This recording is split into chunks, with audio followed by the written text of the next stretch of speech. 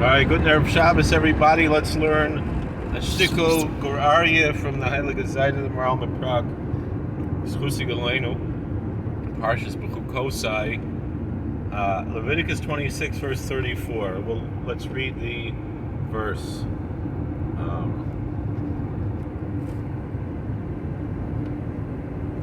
Let's get to that.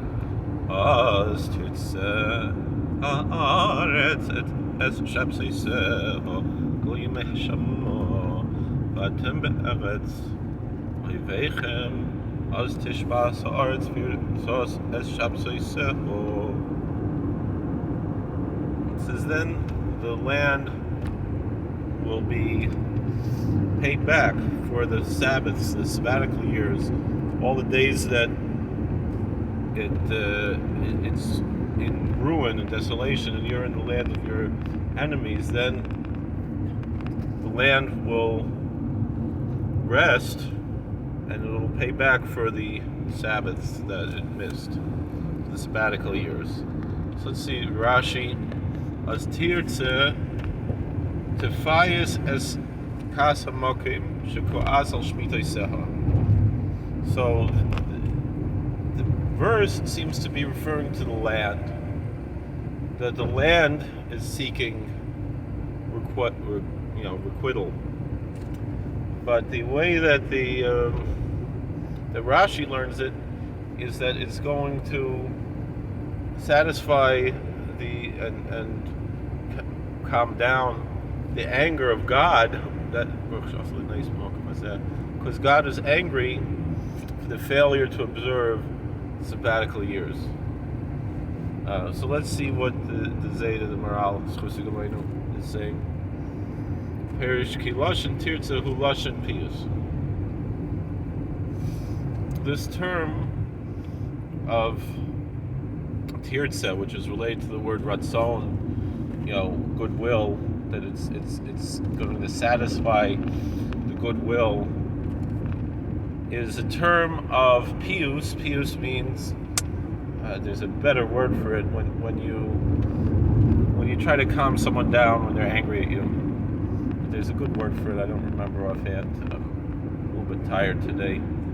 Mitafayas. But the question is, who are we calming down? She'ein lefarshis fayas shmitos, ki loy tefayas shmitos. You can't say that you're calming down, you're satisfying the sabbaticals, because you're not doing that. Rak perish tefayas ka'asa makom. That's why Matzi trails. That's why you have to understand it. That it's talking about the anger of God is being supplicated. Shekas al shabseiseha, that God is angry that we failed to observe the sabbaticals. Avol v'sata shu lashon hif'il. But this verb of that's in this tense, that's a future past tense, that and then you will have done, right? You will have satisfied this. Shaloi kusav tirtza shabseiseha. It's the end of the verse, or the beginning of the verse, but it doesn't say.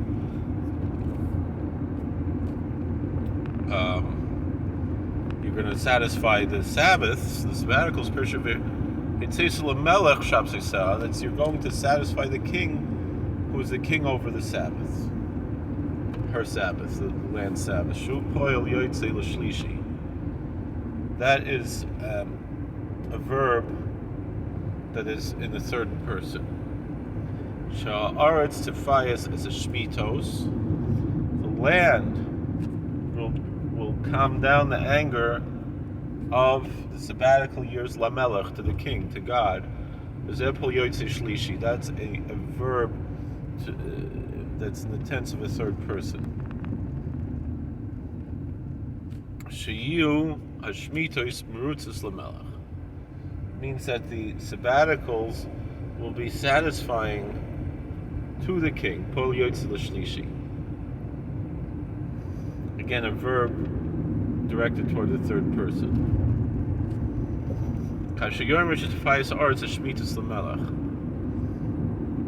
Means that you'll calm down the land of the sabbatical years for the king. But you will cause to be in goodwill. That's not a third person, it's a second person verb. It's a limit to fayas kasabaka. Means that you will calm down the anger of God, of the omnipresent.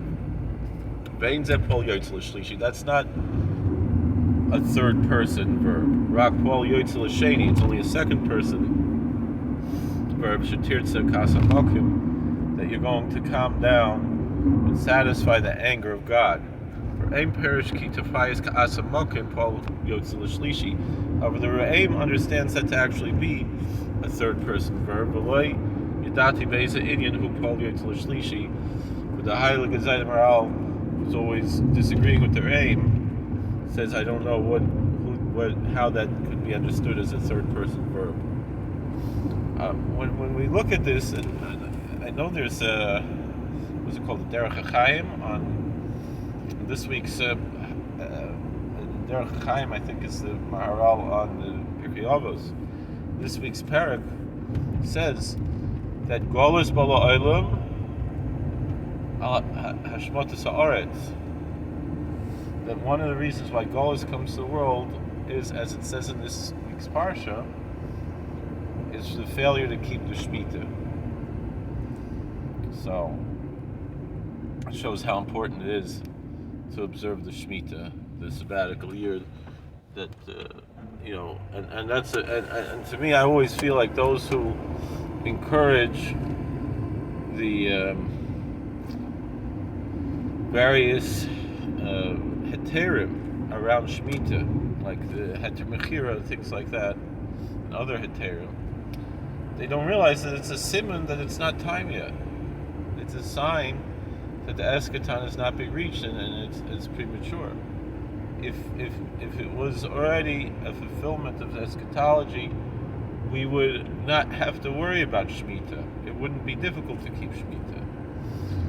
But if the Jews are in Eretz Yisrael and not keeping Shemitah, as many are, even forget about with the heter mechira, just in general, so they're just causing the Golus to go on longer and longer. So they're pushing Mashiach back by not keeping Shemitah. And it's a very sad thing that this is what is going on the past 75 years, really longer than that, 130 years, that there's been an invasion by heretics into the Holy Land since the 1890s, and obviously that's going to cause God to be angry.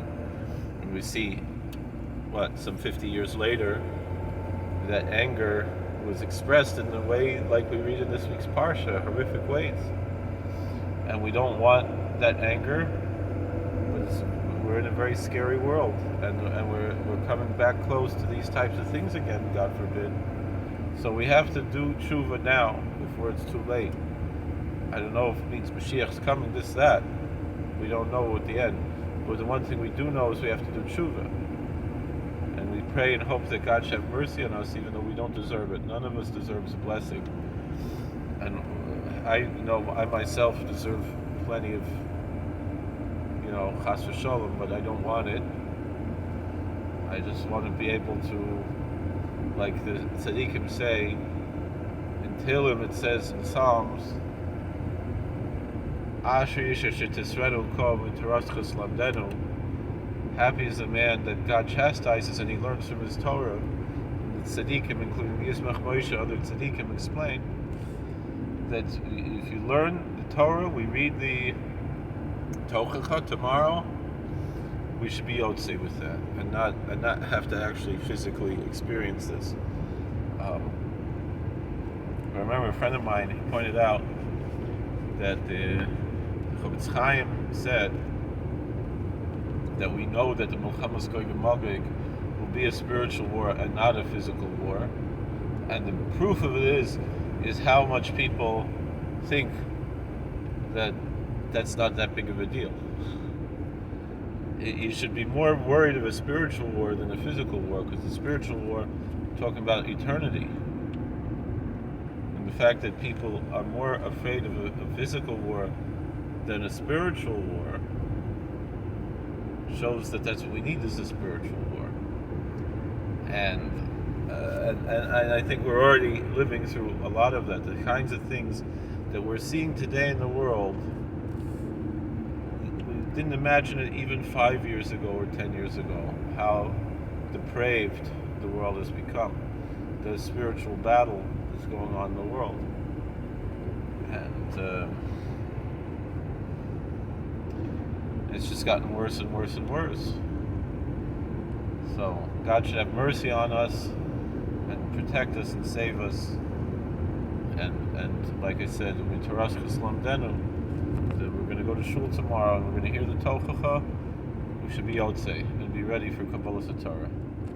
Thank you for watching. God bless. Please like, share, subscribe, comment. God willing, we'll see you later. I have to get gas, right? How do I turn this thing off? There.